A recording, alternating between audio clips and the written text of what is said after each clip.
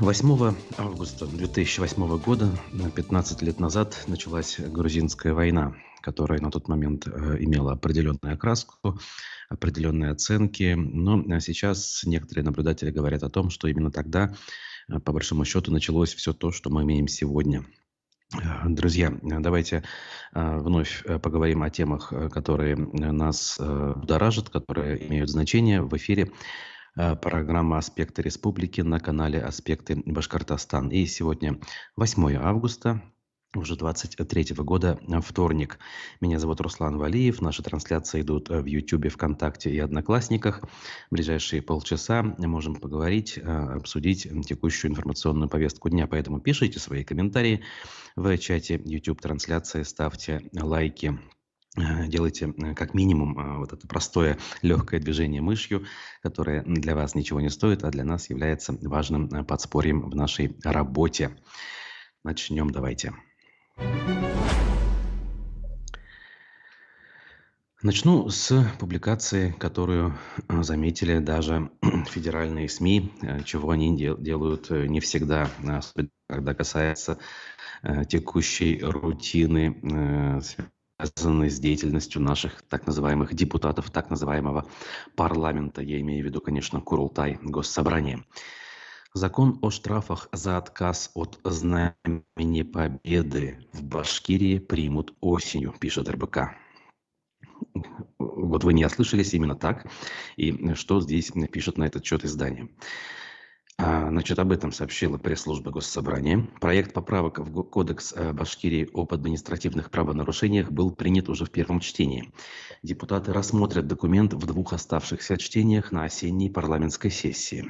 Председатель Госсобрания Константин Толкачев считает, что введение наказания за неиспользование Знамени Победы заставит жителей республики выполнять закон, принятый ранее, который предписывает вывешивать на официальных зданиях копию исторического флага в дни празднования победы в Великой Отечественной войне. Штрафы предлагается ввести пока в отношении юридических и должностных лиц. Чиновников за неповешенное вовремя Знамя Победы будут штрафовать на 10-15 тысяч рублей. Всего-то, да, по сравнению с дискредитацией вооруженных сил, полная ерунда. Организации будут оштрафованы на 20-25 тысяч рублей. По словам спикера Госсобрания, это позволит предотвратить распространение ксенофобии и фашизма в обществе. Вот так вот ни много ни мало. То есть все то, что мы сейчас слышим из каждого утюга, всю вот эту оголтелую пропаганду в качестве рупора распространения вот этих самых идеологий он никак не оценивает и не считает, а, видимо, флаг каким-то образом повлияет. И дальше он пишет. Память о героических и вместе с тем трагических страницах истории 20 века должна переходить из поколения в поколение, чтобы ни мы, ни наши потомки не допустили реванша коричневой чумы, заявил Толкачев. Ну, я бы здесь, конечно, поспорил. Наверное, для того, чтобы память о героических и вместе с тем трагических страницах истории сохранялась, нужно эти самые страницы изучать. И нужно открывать архивы, в которых эти вещи зачастую хранятся под грифом «секретно» и не были открыты даже в 90-е годы, когда этот процесс вроде как начался, но должным образом не был завершен. И только объективное изучение истории со всеми ее плюсами и минусами может позволить сохранить эту память. Каким образом знамя, вывешенное, может на это повлиять, это, конечно же, большой вопрос.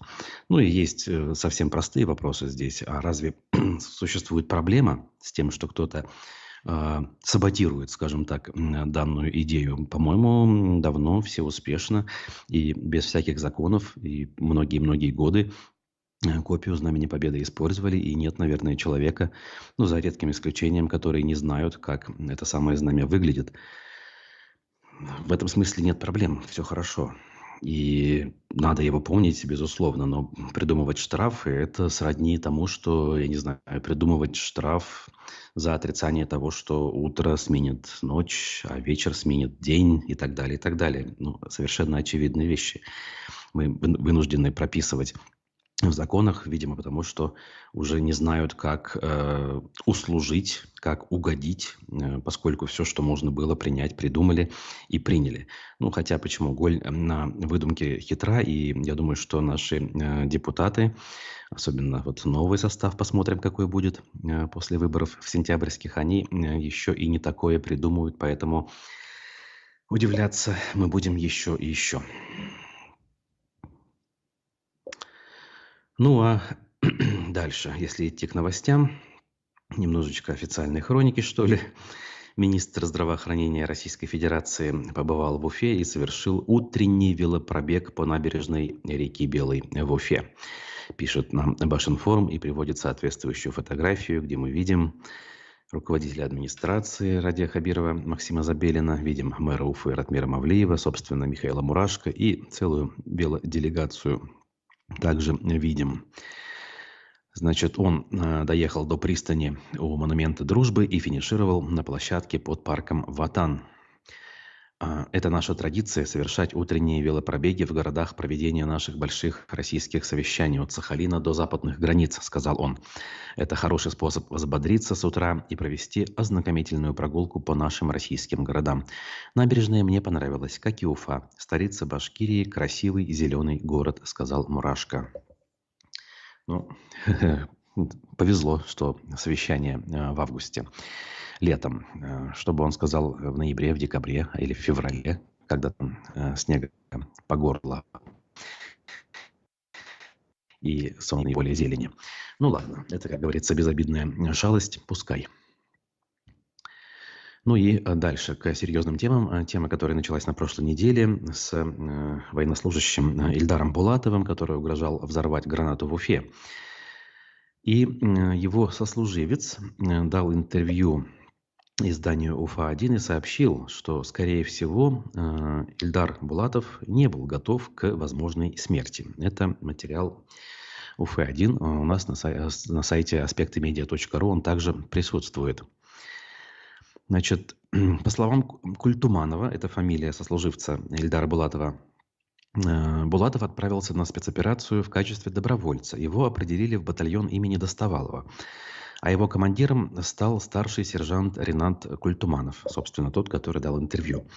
С его слов, долго солдат в его взводе не задержался, он попросил перевестись в другой, где командовал его хороший приятель.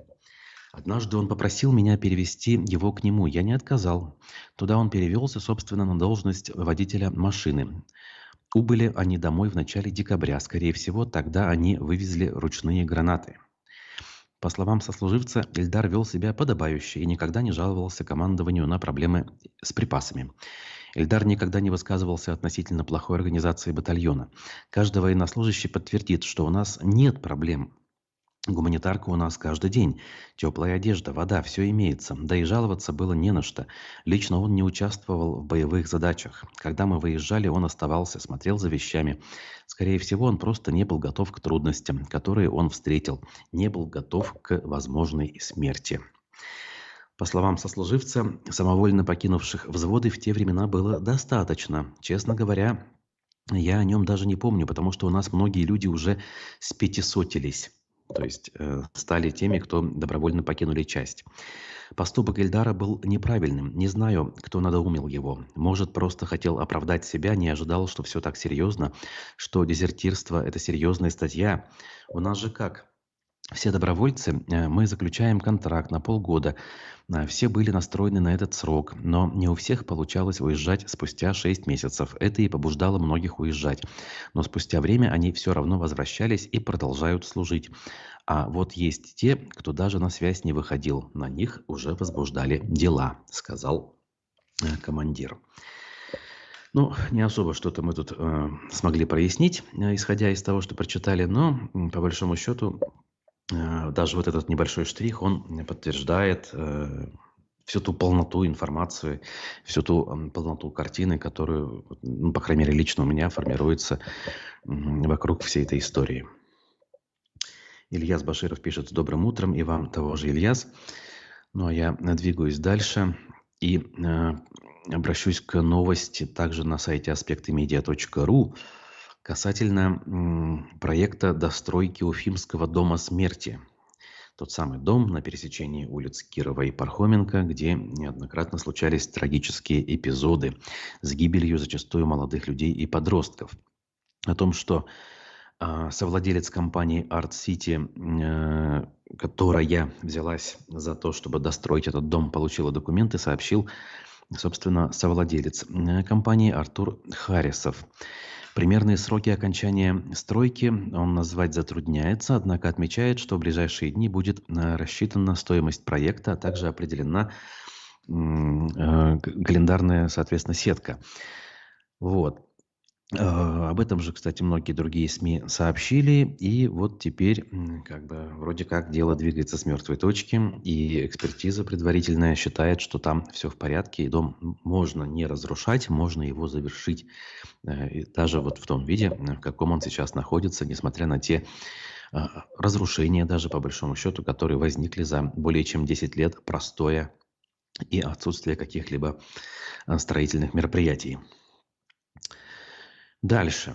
Новость с аспектов. Также в Стерлитамаке полиция задержала около 30 вооруженных подростков. Вот в выходные нас эта новость затронула, скажем так, и на первый взгляд показалась неожиданной, да и, в общем-то, она действительно кажется довольно странной.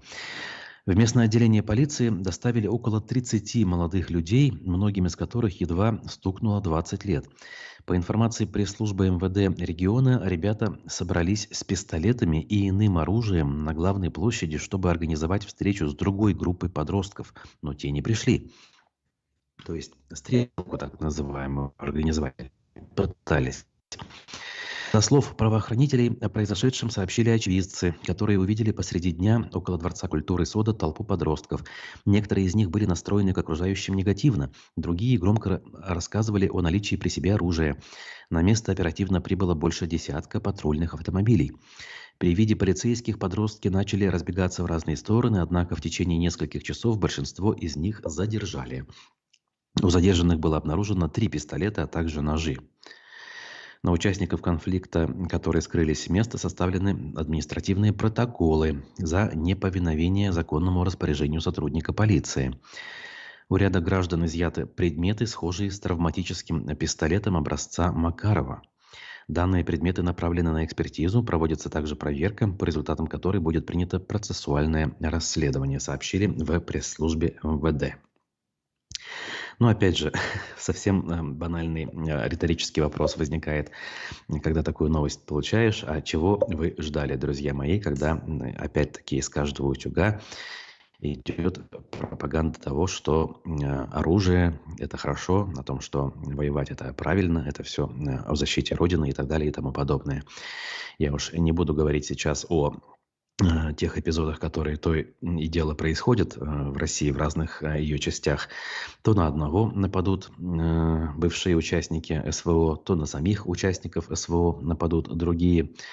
И, в общем, это все как снежный ком накапливается и накапливаться будет дальше. Уровень ненависти, снижение порога этики тоже налицо, когда еще вчера казавшиеся невозможными и осуждаемыми вещи сейчас становятся вполне допустимыми и даже поощряемыми. Это все в конечном итоге отражается, собственно, на тех людях, которые с пеной у рта доказывают всем, что они вне политики, их это не интересует, да и они вообще в этом не разбираются, поэтому лучше будут со стороны спокойненько наблюдать. Опять-таки никто, даже такие люди, которые таким воображаемым способом себя ограждают от всей этой, так скажем, негативной информации, они тоже не застрахованы, безусловно. Они как раз такие первые в этой самой группе риска, а потом начинают с удивлением, раскрыв глаза, спрашивать, а что случилось, собственно? А вот что случилось, нужно было думать раньше. Тем временем в Уфе, так, да, такая новость, перед паузой давайте мы ее посмотрим. Она может быть не столь важная, но тоже любопытная. В Уфе решили создать умную колонку, которая говорит на башкирском. Первая партия в количестве 250 штук отправится в детские сады и школы для тестирования в 2024 году. о чем сообщила директор фонда по сохранению и развитию башкирского языка Гульнас Юсупова. Проект получил поддержку в виде 2 грантов главы Башкирии на разработку самой колонки и программного обеспечения для нее. Всего 6 миллионов рублей. Сразу вопрос, а зачем разрабатывать саму колонку? Этих моделей на сегодняшний день, огромное количество. Взять за основу, я уже даже не буду говорить Яндекс.Колонку. Множество китайских брендов предлагают то же самое, технологически идентичное, и разрабатывать ничего не нужно. Нужно лишь зашить программное обеспечение. Стоит ли это 6 миллионов рублей? Что-то мне подсказывает, что сумма не совсем адекватная. Всего первые 5 штук, со слов директора фонда, должны быть собраны и представлены ко Дню Республики 11 октября. Вот так вот. Авторы проекта говорят, что умная колонка сможет разговаривать и на башкирском, и на русском языках. Также они уверяют, что корпус и программное обеспечение колонки будут собственной разработки. То есть они добавляют, что зачем-то они решили начать с нуля то, что уже можно было не делать. По сути дела, изобрести заново велосипед. Ну что ж, когда бюджетные деньги поступают, как говорится, иначе делать ничего не хочется. Ильнас Курбангалиев впервые, пожалуй, на моей памяти пишет нам «Добрый день». Да, и вам того же я желаю, Ильнас. Спасибо за комментарии. Друзья, присоединяйтесь. Ну а сейчас время сделать небольшую паузу. Давайте послушаем. У нас вчера был в гостях редкий гость, но, мне кажется, важный. Тем более, что многие из наших подписчиков просили обращать внимание на него и его единомышленников. Активист из Зауралья Буранбай Аскаров был гостем программы «Аспекты мнений». Человек, который зачастую высказывает неприятные вещи по поводу происходящих вещей, хоть и на местном уровне, но в любом случае. Протесты, связанные с разработкой полезных ископаемых, протесты, которые выливаются в народные исходы в Зауралье, это все то, к чему имеет Буранбай Аскаров отношение. Давайте послушаем, а через несколько минут я вернусь, и мы продолжим наш разговор. 1 июля жители села Подольск Хайбинского района провели сход, протестуя против переселения из-за разработки подольского медно-цинкового месторождения. В конце июля они записали видеообращение к Владимиру Путину, генпрокурору Краснову и руководителю Следственного комитета России Александру Бастрыкину. А в обращении они попросили вмешаться в ситуацию и не допустить рейдерского захвата земель. Теперь идет доследственная проверка по его поручению. Почему в обращении идет речь именно о захвате земель?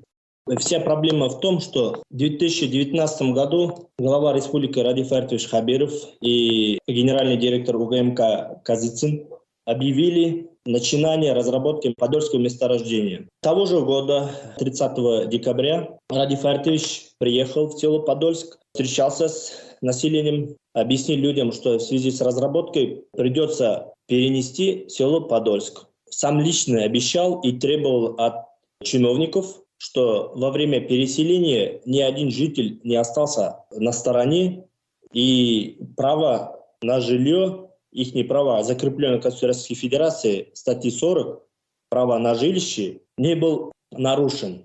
То есть каждому обещали, что у них будет хороший поселок с нормальными дорогами, школой, детсадом. Но пройдя 3,5 года, мы не заметили этих действий. То, что поручение главы республики не выполняется соответствующим образом. На сегодняшний день жители села Подольска фактически находятся в подвешенном состоянии, не знают завтра, что будет, как будет. Весь сыр-бор, непонимание из-за этого пошло. Обещанное не выполнено, а строительство рудника идет хорошими темпами. А про жителей уже как-то забыли. Параллельно башкирский медь начал покупать дома, имущество жителей за бесценок. Средняя цена 1,5 800 000, не больше. А за эти деньги что можно купить? Вот в Акяре только, чтобы нормальный дом купить, порядка 4 миллиона нужно. Я хочу сейчас прочитать ответ одному из жителей Хайбульского района, Центра управления республикой, то есть позицию власти, и попытаемся теперь взвесить, понять, что происходит. Цитирую. Жители села Подольск Хайбульского района переселять будут. По состоянию на август этого года компания «Башкирская медь» выкупает у жителей Подольска дома и квартиры, то есть твоя информация подтверждается. Стоимость формируется на основании независимой оценки. С февраля прошлого года из 376 объектов выкупили 53. Если собственники не согласны с предложениями о выкупе, с ними ведутся индивидуальные переговоры. Дома для переселения строятся в новом микрорайоне села Подольск в 3 километрах от существующего населенного пункта и в райцентре Хайбинского района в селе Акьяр. Ситуация с переселением находится на контроле у органов власти республики. Что здесь правда, что здесь немножко лукавость? У нас есть закон, прекрасный закон от 20 апреля 2005 года номер 178 об административно-территориальном обустройстве Республики Башкортостан. В нем содержится всего лишь 15 статей. Статья номер 2. Часть 1. Территория Республики Башкортостан целостна, едина, неделима, неотчуждаема. Территория и границы Республики Башкортостан не могут быть изменены без ее согласия. Администрация района, первый заместитель Кутуев Ильмир Мажитович, от 13 июля 2023 года, 13 июля пишет: строительство Подольского месторождения является частным проектом. В рамках инвестиционного проекта возникшие вопросы по переселению граждан, а не село, будет осуществляться за счет средств башкирскими. То есть, получается, без согласия, без соответствующих законодательных актов жители отдают, что ли, получается. Вам обещали сначала построить отдельное село, километров за 30, видимо, от Подольска существующего, и там всю инфраструктуру сделать. Это изначально, вы, как жители, поняли во время встречи с Хабировым, так? А сейчас вам предлагают совершенно другое. То есть жителям предлагают просто продать свои дома, квартиры, при этом по цене, за которую они могут купить только часть жилья, и люди будут на произвол судьбы брошены. Да. Разиф Агай, порядок здесь, вот в этом законе все от и до написано. Должна была проводиться сход граждан об изменении границы. Сход граждан является основным законом, так ведь, местного самоуправления. Согласно статье 25, часть 1 Федерального закона номер 131, сход граждан может проводиться по вопросам изменения границ. Они изменение границ сделали, организовали, но соответствующего схода граждан не было.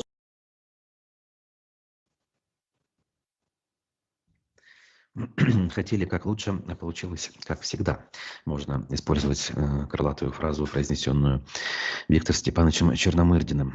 Кстати, недавно стало известно, что он ее произнес летом, в июле 1993 года, по ходу очередной денежной реформы, которая была призвана вынуть из оборота денежные знаки советского образца и переходного периода 1992 года. Тогда внедрялись дензнаки 1993 года. И именно эту фразу Черномырдин произнес на заседании правительства, когда стало ясно, что в обозначенные сроки обмен произвести не успели. Но, возвращаясь к теме нашего разговора, действительно, проблема с месторождением меди и поселком Подольск, она существует. И на эту тему большое расследование опубликовано на сайте Пруфы. Подольский Левиафан. Как в Башкирии целый поселок переселяют из-за месторождения меди. Значит, вся эта история тут в подробностях описывается. У нас на сайте aspectmedia.ru есть мнение управляющего партнера юридического агентства «Баристер» Айдара Мулланурова, который с точки зрения закона разобрал проблему и, по его мнению, вот просто так, без согласия самих жителей, конфисковать имущество и переселить куда бы то ни было их нельзя. То есть в любом случае люди должны подписать разрешающие документы. В этом смысле закон на их стороне. С другой стороны, мы с вами битый час и сегодня, и, в общем-то, каждый раз говорим о том, что закон – это одна история, а правоприменение – это совершенно другая история. А в нынешней ситуации, когда, как мы уже сказали, этические нормы снижены либо полностью ликвидированы, ни то, ни другое даже не требуется зачастую для того, чтобы какой-то вопрос решить. Просто по чьему бы то ни было желанию возможно применить к человеку меры воздействия, скажем так, и заставить его сделать то, чего он делать не хочет.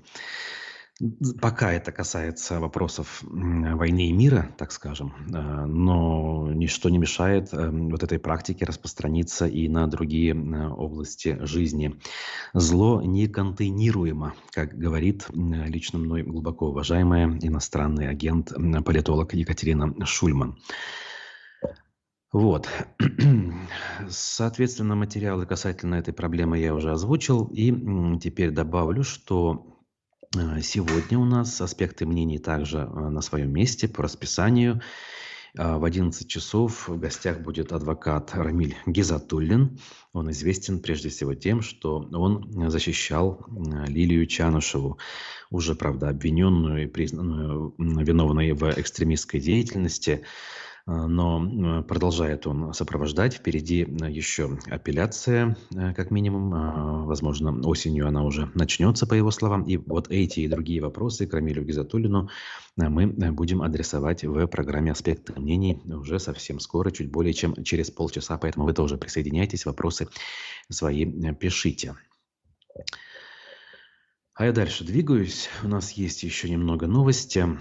Пруфы также, подготовили материал. Ради Хабиров пытается минимизировать последствия из-за строительства храма на месте городища Уфа-2. Активистка получила ответ от Следственного комитета, где говорится, что решение о строительстве храма приняло руководство Башкирии, то есть никто иной. Значит, в чем смысл? Следком Башкирии дал общественнице Тамаре Хабибуллиной ответ в связи с ее обращением в Следком о несогласии со строительством храма всех святых на территории указанного выше городища Уфа-2. Значит, ответ Следкома пришел председателю регионального совета экологической организации «Зеленая Башкирия» Хабибуллиной, как я уже сказал. Она корреспонденту издания «Пруфы» сообщила следующее. Власти ситуацию завели в тупик, полагаю, лишь с одной целью – сделать на голом месте точку общественной напряженности. И все. Это у них получилось. Изначально со стороны властей Башкортостана замысел был, думаю, чтобы не было ни храма, ни городища. Нужна была, полагаю, властям рознь на этой почве. Все понимают, что это игры на разжигание. Здесь не пишут, в каком году Минземимуществом было выдано разрешение на 10 лет и почему только на 10. Если это было сделано в этом году, то откуда ноги растут у этой инициативы? Тоже сразу будет понятно, написала она. Не знаю, насколько понятно, мне пока не очень. Значит, из полученного ею ответа следует, что решение о строительстве храма на территории городища было принято руководством республики. Исходя из ответа на редакционный запрос от Минстроя, который мы получили, администрация Уфы выдала разрешение на строительство 19 мая, то есть вот недавно. В паспорте объекта указывается, что застройщиком и заказчиком объекта является Уфимская епархия РПЦ. А исполнителем работ благотворительный фонд «Иман Башкортостан», нам с вами хорошо известный. В день выдачи разрешения нет выданных разрешений. Также и отец Никон, управляющий Уфимской епархией, говорил, что храм – это не его тема, и рекомендовал обратиться к Андрею Назарову, премьер-министру, которого, кстати, общественность и стала обвинять в том, что он там храм решил построить. Представитель Назарова, пресс-секретарь Мариам Башкирова, заявила, что Назаров и правительство никак не относятся к строительству храма на городище. То есть все открестились от этой проблемы, которая на тот момент уже стала возникать. Также любопытна формулировка. Работы по строительству храма решением главы республики приостановлены в связи с проработкой и последующей реализацией наиболее эффективных путей ее решения и минимизацией негативных общественно-политических последствий. Вот так вот. Совсем недавно, 22 июля, на месте строительства прошел массовый флешмоб, который собрал как минимум 150 человек. Возможно, для минимизации общественно-политических последствий руководству республики стоило бы отозвать разрешение на строительство на данной территории. Однако это до сих пор не было сделано, пишет издание «Пруфы». И здесь действительно вот у меня тоже вопросов пока больше, чем ответов, поскольку, с одной стороны, Следком сообщает, что правительство приостановило реализацию проекта, с другой стороны, а откуда исходила инициатива и, самое главное, действительно с какой целью, этот вопрос остается открытым. И здесь я не согласен с Хабибуллиной, что кто-то действительно изначально хотел что-то там разжечь, внести какую-то смуту и прочее. Обычно это все идет, как говорится, в нагрузку, в довесок к тем решениям, которые принимают власти, потому что они их принимают без достаточной проработки и без взвешивания многочисленных аргументов за и против. А говорить о том, что кто-то специально занимается тем, чтобы внести раскол, это очень вряд ли, тем более такие вещи на сегодняшний день серьезно отслеживаются и преследуются со стороны федеральных структур, назовем это так, не уточняя, каких именно структур. В общем, пока ситуация на паузе. Куда она будет двигаться дальше, мы сможем, наверное, узнать в обозримом будущем. А пока она замерла вот в той точке, в какой находится. Тем временем школьников республики, впрочем, как и всей страны, привлекут к обязательным работам. Все новое, хорошо забытое старое, как известно. Министр образования и науки Айбулат Хажин на оперативном совещании вчера раскрыл, каким обязательным видом работ привлекут школьников уже 1 сентября. Со слов Хажина, в обязанности обучающихся будет входить наведение порядка и чистоты в школе и на пришкольном участке. Ну, мы с вами, те, кто постарше, помнят, конечно, что такое дежурство. По большому счету, помним мы об этом без какого-либо злорадства. Да? Это было нормальное, привычное явление, по большому счету. И, наверное, в этом ничего страшного нет. Вот лично меня смущает лишь тот фон, на котором все это происходит, внедрение и возвращение, скажем так. Ну, давайте так, кроме дежурства здесь и другие есть элементы. Значит, туда входит оформление школы, работа в школьных музеях, в театрах и библиотеках. Как пример, это могут быть высадка растений, оформление класса или площадки перед важным мероприятием, уборка мусора с территории и так далее. Оказывается, все же это неспроста, это не инициатива снизу. 4 августа был подписан закон президентом России о трудовом воспитании школьников. Новый закон дополняет понятие о воспитании формированием у школьников трудолюбия, ответственного отношения к труду и его результатам. Ну, посмотрим, как это будет внедряться, возвращаться. Для тех ребят, кто уже находится в более сознательном возрасте, наверное, это будет непросто. Хотя, опять же, вопрос дискуссионный. Мы, как говорится, все это делали в свое время, и руки не отвалились, с одной стороны. С другой стороны, я помню, как часто это все выглядело, с моей точки зрения, очень неразумным, нецелесообразным и несправедливым даже в некотором смысле. Особенно, когда дело касалось использования нашего труда на так называемых колхозных полях, где объем работ был чрезвычайно высоким на протяжении многих дней. Этот труд был зачастую неэффективным с точки зрения его качества, и при этом он был совершенно бесплатным и никак не поощряемым, безусловно. Вот к этой части, конечно, вопросы есть. Правда, здесь в законе не указано. С другой стороны, сейчас как таковых колхозов-то и нет. Опять-таки, я вот не вижу преград в сельской местности вернуться к этой практике. Прикрываясь данным законом, мне кажется, руководители муниципалитетов в сговоре с руководителями сельхозпредприятий могут вполне попытаться эту практику вернуть.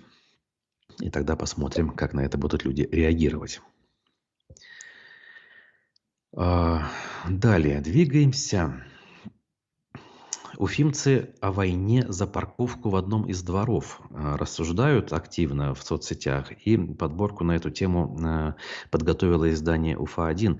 Я уж особо цитировать не буду, но вот меня лично опять-таки смущает, хотя опять-таки чему я удивляюсь, люди зачастую в корень проблемы не пытаются взглянуть, не пытаются в ней разобраться, винят лишь друг друга в том, что вот все нехорошие, и только тот, кто пишет комментарий, считает себя правым во всем. Кто-то уверен, что должны быть исключительно парковки, кто-то говорит, что должны быть исключительно детские площадки и прогулочные зоны, а о компромиссе речи нет. Это слово, в принципе, опять же, забыто в условиях, когда мы видим, что происходит.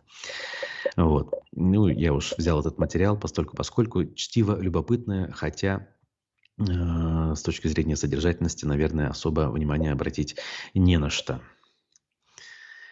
Тем временем УФА-1 приводит биографию генерального директора 39-летнего Эдуарда Давыдова, который руководит башкирской содовой компанией, а ныне не только содовой компанией, по сути, а большим холдингом «Русский водород», куда в управление переданы почти 50% акций БСК, находящиеся в собственности Российской Федерации. Куда они попали, я напомню, после событий на Куштау 3-летней давности.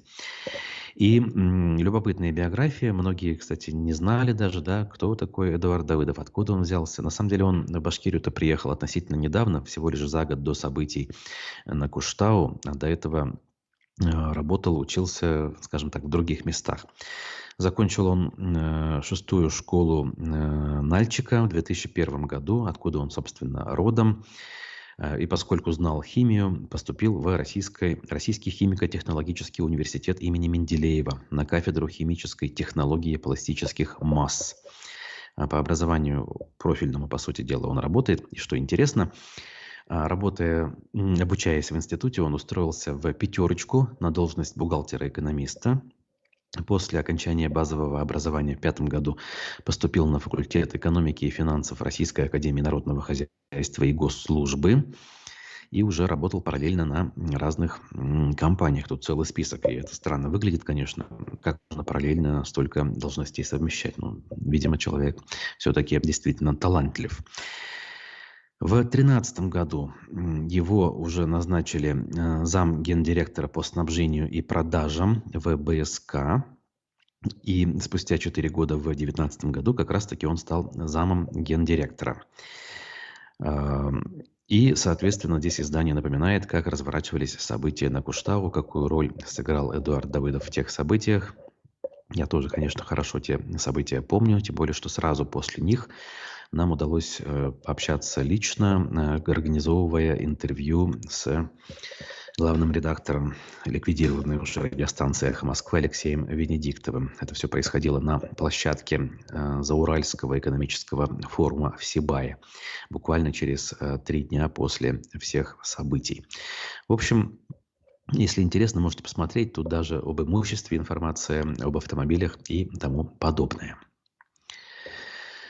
Ну и еще одна публикация на засыпку, что ли. Уфа-1. Кончились танцы. В Уфе за 500 000 000 рублей продают один из старейших ночных клубов города. Вот так вот время идет, казалось бы, относительно новый, сравнительно с другими. Ночной клуб «Джет» уже вошел в список старейших. И он продается за 588 миллионов рублей. Здание на улице Пушкина, неподалеку от перекрестка Пушкина и Гафури, если кто не знает. Оно площадью 2700 квадратных метров. И директор клуба Дмитрий Валеев сообщил изданию Уфа-1, что продажа связана с тем, за такую высокую цену, что вместе со зданием владелец получит также 43 сотки земли. Хорошей земли в центре Уфы. Высота потолков в клубе 4 метра, видимо, это важно. Коммуникации по газу и воде проведены с запасом. Как объяснил Валеев, без согласования с мэрией можно надстроить дополнительно до 4000 квадратов. По словам директора, в здании было бы хорошо запустить фитнес-центр. Интересно, почему? То есть такого формата заведения уже совсем никак не интересны людям и не актуальны. Хотя о чем я говорю? Да, наверное, это справедливо. Опять же, в нынешних обстоятельствах, которые мы с вами имеем, глядя на то, что происходит вокруг нас. В общем, такова ситуация. Ну, давайте еще на засыпку, как говорится. Вчера медиакурсеть сообщила о том, что бывший соратник Радия Хабирова Ростислав Мурзагулов, вновь оказался под преследованием. На него составлен очередной уже протокол из-за непредоставления им отчета о деятельности иностранного агента для Минюста. Вот, как бы это уже не первый протокол. Мы обратились к Мурзагулову за комментарием, и он сказал, что ему глубоко на это наплевать, потому что при этой власти в Россию возвращаться он не собирается. И дальше он поясняет свою позицию, потому что эти люди, с которыми общался, оказались какими-то монстрами, упырями, ненормальными созданиями. Я цитирую буквально. И те сигналы, которые присылали, мол, вернись, мы все порешаем, это были абсолютно бессмысленные действия с их стороны. Власть раньше никогда не была такой, как сейчас, продолжил Мурзагулов. Она была лукавой, местами нечестной, но во власти массовых убийц и их соучастников не было. А сейчас это так. Это их будут судить, когда все это закончится. А сколько они мне там наприсуждают, это мне абсолютно все равно. Сколько тысяч штрафа или лет тюрьмы. Это все вызывает у меня лишь брезгливое отношение. Ну и что? Вы творите такое, а сейчас еще и это. Вот такая вот история разворачивается у нас с вами на глазах. как говорится, пути Господни неисповедимы, да, в этом смысле. Если еще 3 года назад мы вспомним роль Ростислава Мурзагулова и его функцию совершенно иной, то вот сейчас он оказался одним из самых, по сути, непримиримых критиков, выражаясь мягко, той власти, которая работает в республике, ну и в целом продолжает, скажем так, руководить нашим государством в глобальном смысле этого слова. И не такое мы еще увидим, я думаю, поэтому следите за новостями, читайте аспекты, подписывайтесь на наши социальные сети. Добровольные пожертвования, кстати говоря, тоже можно делать, если у вас есть на то желание, потребность и возможность. Сервис Boosty позволяет это делать легко. Ссылка на него у нас в описаниях к каждой трансляции на месте. Мы с вами увидимся ориентировочно послезавтра уже, в четверг. Ну а все текущее в режиме нон-стоп у нас на всех наших онлайн-ресурсах. Увидимся. Хорошего